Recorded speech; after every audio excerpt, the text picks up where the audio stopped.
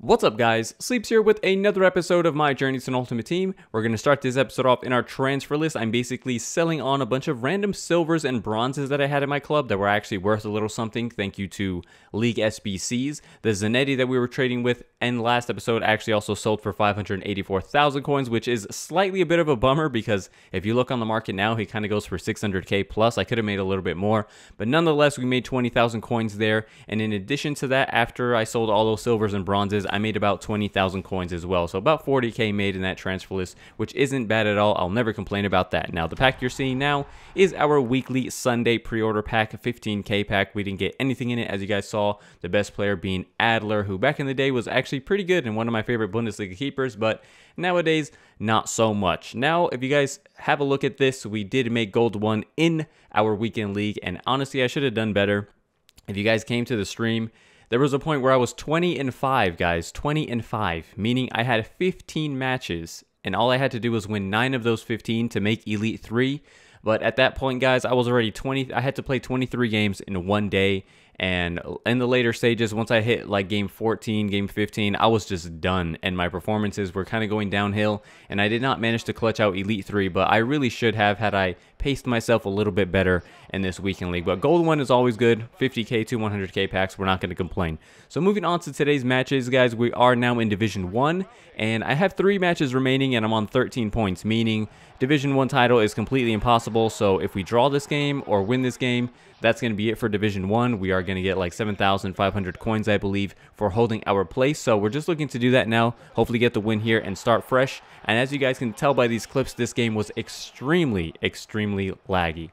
Fortunately for us, though, we are up 2-0 because if there's one thing that's worse than playing in lag, it's when you actually have to chase the game in lag. It just becomes extremely difficult. It's very hard. It's very hard to defend. It's very hard to attack. So thankfully, we're up in this game, and we were like creating to better the chances somehow, some way amidst the lag. This guy almost actually scores here with Prime Henry, but Handanovic quick off his line to smother that opportunity, keeping us in our 2-goal cushion, which I really need. I don't want to concede a goal in this one. Nainggolan almost makes it 3-0 in the 65th, and then in the 88th minute, I give the ball away cheaply, and whether it's in lag or not, if you give the ball away in dangerous positions, things like this can happen. He gets the ball to Henry, it smashes off the crossbar, but there is Alessandrini picking up the scraps and putting away the rebound, and at that point, it was the 89th minute. I literally passed it around until this laggy game was over, and we do win that one 2-1, and we get ourselves 7,500 coins, as I mentioned, almost 8k after the actual coins from the match as well. So after that game, I didn't really want to play another match, so I decided, you know what, let's do these marquee matchups, which were okay this time around. The prize for doing all 4 was a premium gold players pack, which isn't great, but the real good one is actually the Ajax one. That one actually gives you a rare gold pack, and I think that one's actually half decent. Premium Electrum players pack for this one is nice as well. Hamburg, Wolfsburg. I had one of each of those, very easily done that one. And then the next one is for a small Electrum players pack, and I did actually have a Middlesbrough player and an Ipswich player, and actually had an extra Middlesbrough player, and I sold him. I'll show you guys. I'll show how much I sold him for at the end of this episode, but I made a decent amount of coins. Some of these players absolutely skyrocket for marquee matchups, and I'm not even sure why. Like, the pack isn't even that great, but people are still willing to pay like silly amounts of money just to complete one of these SBCs. Moving on to the Real Madrid Sevilla one, and this one I actually did not have a Real Madrid player, so that right wing there, Vasquez, I actually had to pay for him.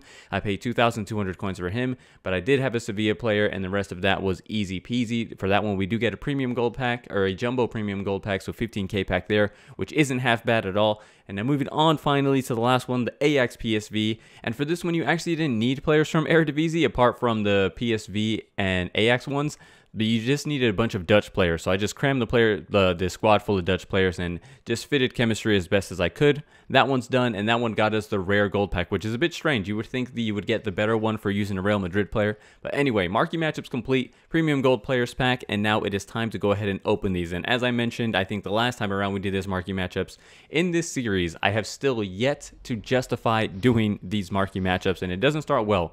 We are going to start off with a 15k pack because it is the only one of our packs that includes consumables, so I figured I'd just get the consumables out of the way.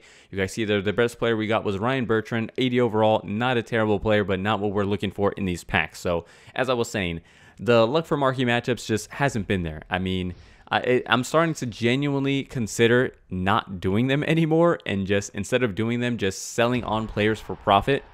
Like, for example, in this one, instead of doing that Middlesbrough Ipswich one, I could have made like 30,000 coins rather than get the pack, you know what I mean? So I don't know, it's something that I might have to consider in situations like the Borough Ipswich one. Maybe perhaps in that situation, it would have been better to just cash out and get 30K and say, you know what, screw the premium gold players pack, because they're never really that great for me anyway.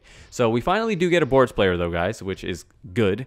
One boards player is what we're going to get in this pack opening, and it is going to be Kagawa. As soon as you see the Japanese flag, you're just like, oh, great. No, nobody good. It's so anticlimactic. So Kagawa was our best player in that pack, 83 overall. We're going to store him. I'm sure he'll do fine for SBCs. And we also did get quite a few silvers, though. I will say getting those silvers was good, because a lot of these silvers that you get, you know, not many people open up these silver packs, and there's so many league SBCs out now. I think, there's like 6 or 8 of them. I'm not sure how many, but because of that, a lot of these silvers go for quite a bit of coins. So we did actually pull some valuable silvers in that last pack. So that pack was actually decent, and you guys will see exactly how decent it was at the end of this episode. But moving on to the last pack, I did save the rare gold pack for last, because that is my favorite of the 25k packs. I don't really like the premium gold players. And again, we don't get a boards, we do get a right back, and it is going to be this guy, Smolnikov, which I actually used for an SBC recently, so it's nice to get him straight back. So marquee matchups, again, didn't pay out. What are you going to do? Hopefully, eventually they do pay out. Maybe I got to be a little more tactful about it. Who knows?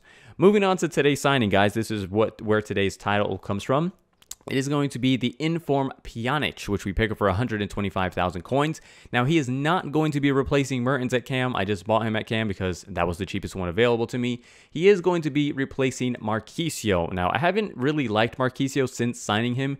He hasn't been bad. He hasn't been good. He's just been very, very average. So I thought, you know what? Let's go ahead and try to improve the position. Maybe Pjanic will be better. Maybe it'll be the same. I don't know. Let's just try it out and see how he does. What we do know is that he's going to have better long shots, better free kicks, better passing, and things like that. So let's see how Pjanic pans out in this team. I figured I'd give him a go. And just to put some minds at ease, I think a few episodes ago I did say I'm not really sure what other signings to make. I'm thinking of one more, but I don't want to spoil it. That was not it. I just kind of signed Pjanic on a whim because I haven't really been feeling Marquisio so much, and I thought I'd just use the opportunity to improve the team just a little bit.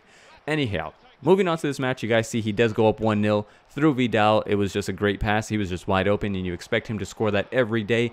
Dybala right there is wide open for that header, but he does not manage to pick out a corner, so we are still chasing this one 1-0. We do find the equalizer here, though, through Perisic. A great ball from Mertens, and Perisic there with a low-driven finesse shot at the near post, drawing level finally in the 40th minute. And you guys see here just 2 minutes later, Dybala is on a run. We're going to play him in, and if there is one thing I have to say, I don't know if I've given my 2 cents to you guys about Dybala, but man, I got to say, if there is one player that has been worth the coins, it is 100% Dybala. He is absolutely incredible. Like, he feels like a high-rated, expensive player. His finishing is clutch. He's got good shooting from range. It is just a pleasure to use him. He's extremely fast. His dribbling is very, very good. I have been absolutely thrilled with Dybala at striker, and honestly, I don't even think I would want to have another striker. I think Dybala and Perisic, that partnership has been working out so well, and I really, really do enjoy it. Dybala is absolutely incredible, and that's kind of why I sort of hesitated in signing him in this series. I was like, man, he sure is expensive, and is Dybala really, like, is he really going to perform like an 88 overall? And after using him for like one weekend league and a few matches other than that, I can say 100% Dybala is amazing in this game. So as you guys see here, we finally managed to kind of like take control of this game after it was a little bit back and forth. And now it's 5-2, and we are actually going to make it 6-2. Perisic here is going to complete his hat trick. So after, like I said, after a bit of back and forth, it was like 2-all, and then after that, we just completely left him behind. And the game was going in my favor, but this guy was just resilient and just would not stay down. So we win that one 6-2. A good start to Division 1, 3 points for us, and then we are ready for the next match with the La Liga team. But I am going to make a slight change. It's arguably a downgrade, but I have really, really disliked using Juanfran. I just don't think he's very good in this FIFA. It's like in others FIFA, he's always been like a very, very reliable right back. But in this FIFA, I feel like his touch is like really, really bad. Something about the way he moves on the ball is just super, super clumsy.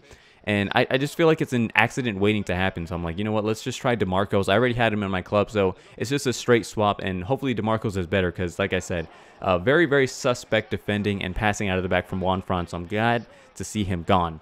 We're up 2-0, guys, and we are getting the better of the play right here. Paulino with a great opportunity, but Begovic just about manages to get a fingertip to that one to push that one wide. Gamero here is going to cut this back to Saul, and Saul somehow manages to not score there. I don't know if that's a bad taking of a chance or Begovic with an extremely good save. We finally give ourselves a 3-goal lead here. Some good play, good interplay between our front three. If you guys see, they were kind of like interchanging positions. Finally, Bakambu made the run, and Bakambu does make it 3-0. Right here, we are going to play this up to Bakambu again, who turns his man, plays it to Gamero, gets it back, and then we try to cut it back unsuccessfully, but it luckily comes to our feet anyway, and we are up 4-0. And then at that point, the guy just decided that he did not want to play anymore, but I am going to go for the max goal bonus just to make sure we get the maximum amount of coins, and we are going to make it 5-0 there through Asensio. And then in this next clip, you guys can see he's clearly not playing, and you guys know that in this FIFA, if you don't play, if you leave your controller unattended for more than, I think, 40 seconds, you will get kicked. So he's out of there. We win that one 5-0. We get our max goal bonus, and things are going very well for us. Now, before I wrap this episode up, guys, we're going to take a quick visit to our transfer list. These are some of the silvers that I sold. One of them being that Burrow guy that I was talking about. He went for 9,000 coins, which is just ridiculous. I got 1,000 coins for that bronze, and then for the silver, I believe I got 1,500. Now, these other silvers that you see that have not sold yet, they're just silvers that either A, I missed the first time around when I was like looking for silvers to sell in my club, or B, they are from the marquee matchups from today, and some of them went for a decent amount of coins. I basically don't sell a silver if they don't go for at least 1,000 coins, but some of those silvers go for like 2,000, 3,000 coins. I'll show them selling at the beginning probably of next episode, but that's going to be it for this episode, guys. I hope you're all enjoying the series. Please leave a like, leave a comment, and subscribe if you haven't already, and I'll catch you guys next time. Thanks for watching.